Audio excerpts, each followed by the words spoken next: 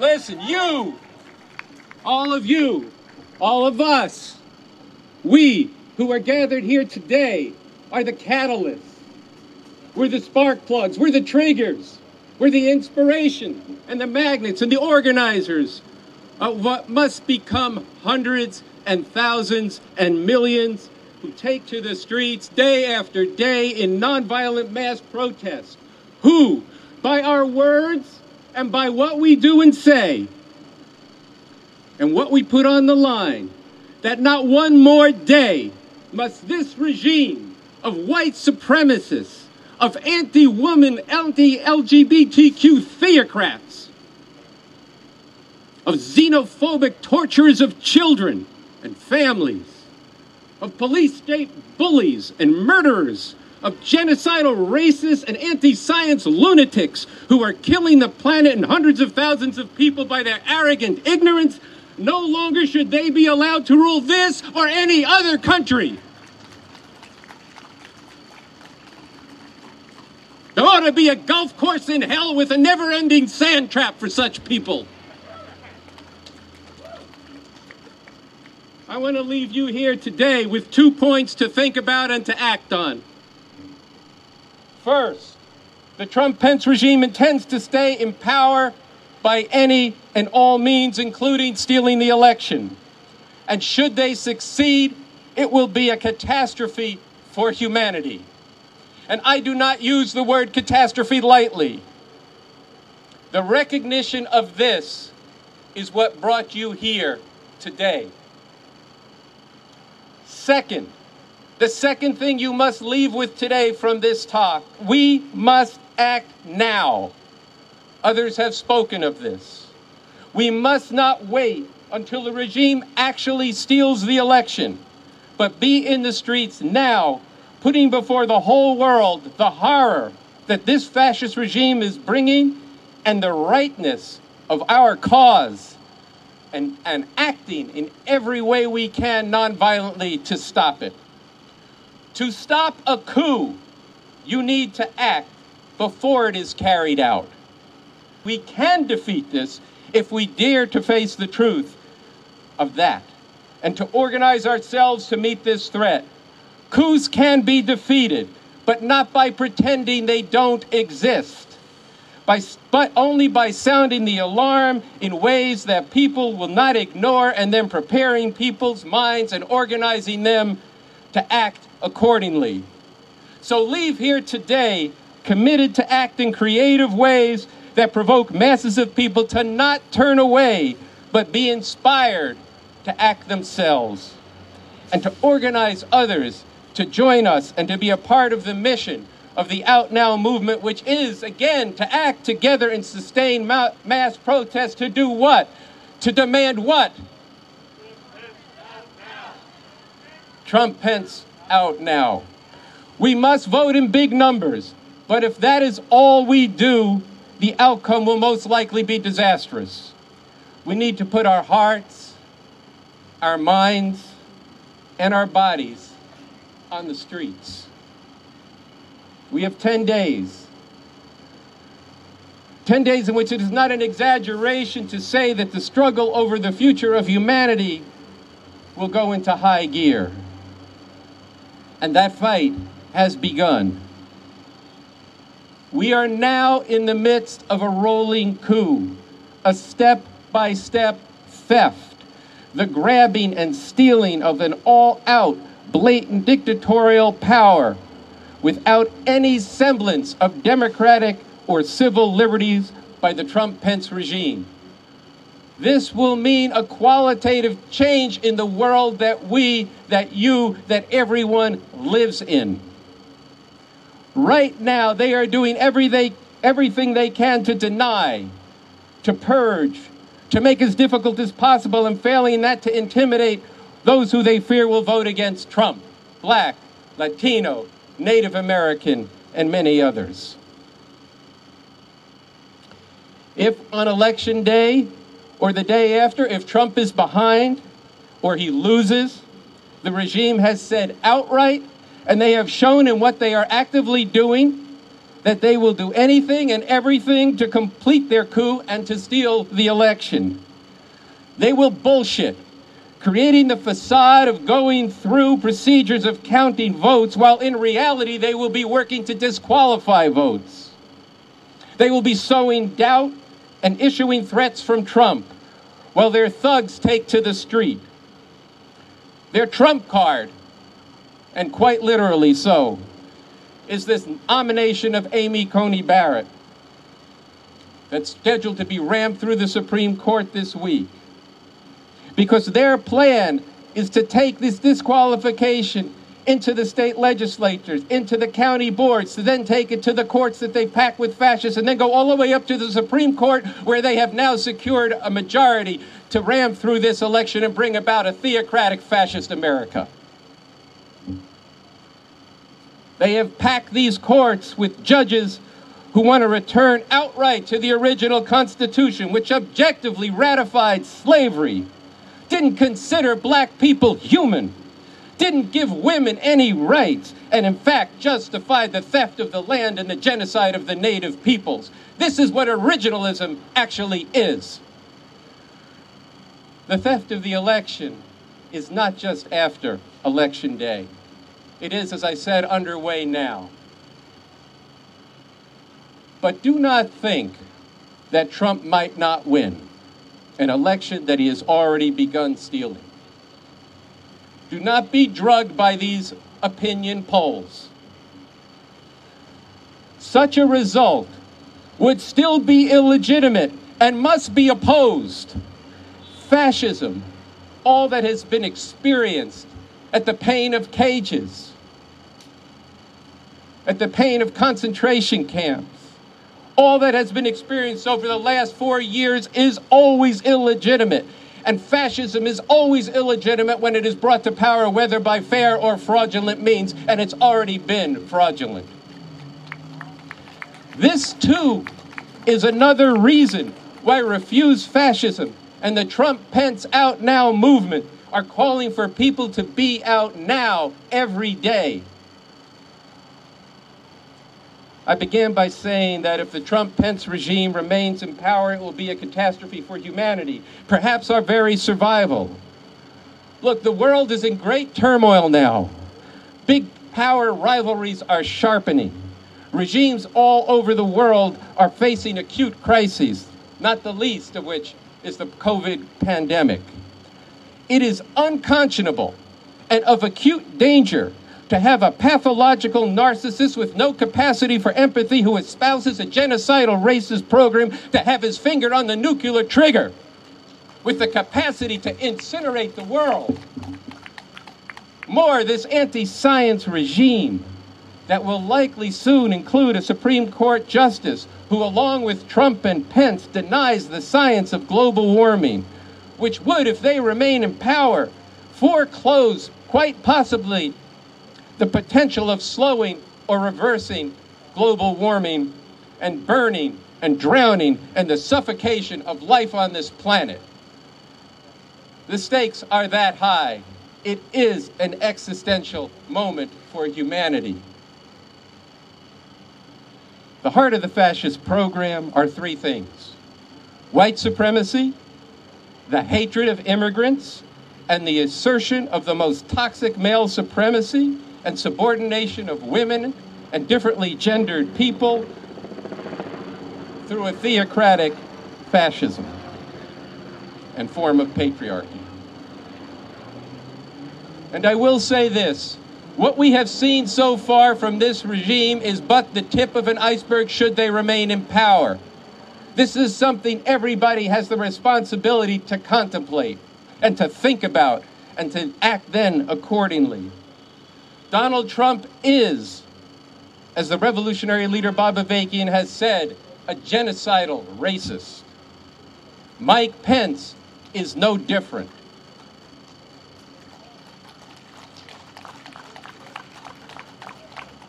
Mike Pence and the movement that he leads takes the Bible literally.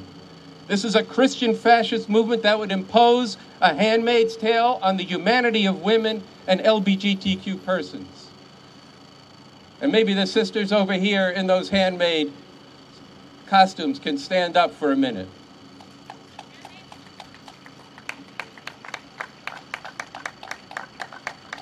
This is real. This is who they are. This is what drives the movement that celebrates vigilantes who murder people fighting for black lives.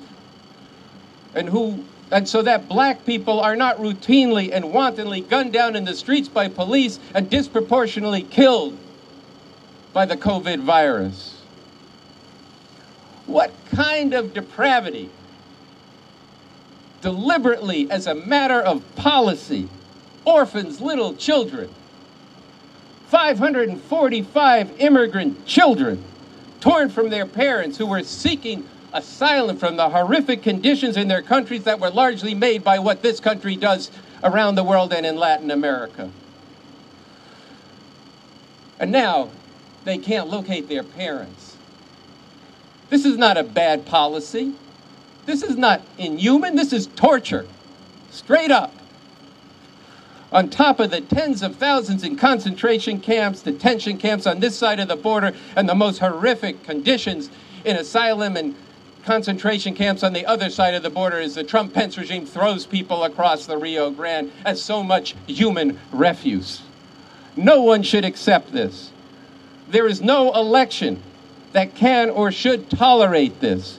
And to be complacent in the face of this, to fail to act in the streets, to not do more than just vote, is to be complicit and to collaborate in a great crime.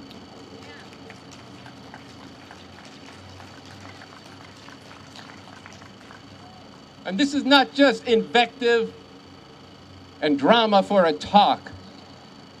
This is real, very real.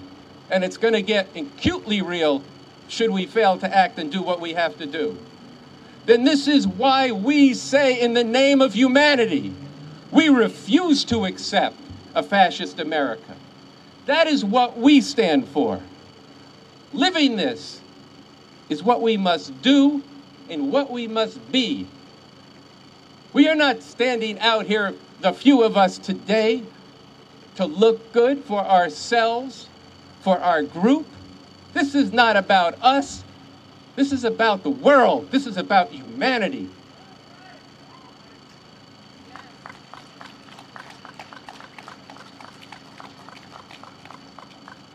When stakes are that high, you can't be worried about how few you are, but know when you're right and that you reflect what people are actually experiencing and feeling deep in their heart that they don't want to acknowledge, that you have to stand on that, and maybe the people will come if you continue to fight hard enough. And in any case, it is the thing you should do if you were to be a human being. And as I said, we are here because Trump is already stealing the election. We need to vote, but Trump will not be stopped just by voting. We are standing together to put our hearts and our minds and our bodies to this task, to the cause of planning, to protesting and organizing to drive a regime from power. And I have said that we are in a rolling coup, a coup that is coming to a head through the election. So what do we do, and when do we do it? Coups, which are the theft of power, are stopped, 1, when people plan and when they act before the coup. And 2, when people act together in the streets, forging the unity and determination through the hard work of waking up society to what is required in addition to voting. And 3, and most importantly, in so doing this, in being out every day, we establish before the world the righteousness of our demand. Through our words, and most importantly through what we do, we put forward a pole that represents, that concentrates the reality that millions of people feel and anguish about, and demonstrates in word and deed what must be done if justice is to prevail in the regime that is bringing a great disaster down on humanity. The people here all around the world is removed from power. This people must see from what we do, and they must see it now. They must see it going into the election. And let me ask you this. Is that not what Refuse Fascism did in front of the Supreme Court, putting on those handmaids' uniforms, and at the women's marches all around the country? The brutal, women life-denying Amy Coney Barrett, that Aunt Lydia, when that was put before the world. And what you did and what the women here who are wearing those uniforms did is still sitting in people's minds. Do not be deterred by what the immediate response is. People are having to live with you representing the reality that is to come. And the same goes for the cages. The next 10 days really can count to put the poll of Trump-Pence out now on the map. To compel, to inspire people to see that voting is not enough. To recognize that waiting until Trump actually moves to steal the election will weaken the forces of resistance. To see that if we start acting now, our side can gain initiative. We can be the story in the news now, rather than Trump's lying bullshit and QAnon COVID spreading rallies. This is what people need to see. We're not telling anybody not to go out now and organize people to vote and to help them get to the polls and to make phone calls. But if that's all you do, the story is these fascists on the news. There's no heart for our side. All of you here and what we have done is giving that heart and seeping into the conscience of people. And don't underestimate the effect of this.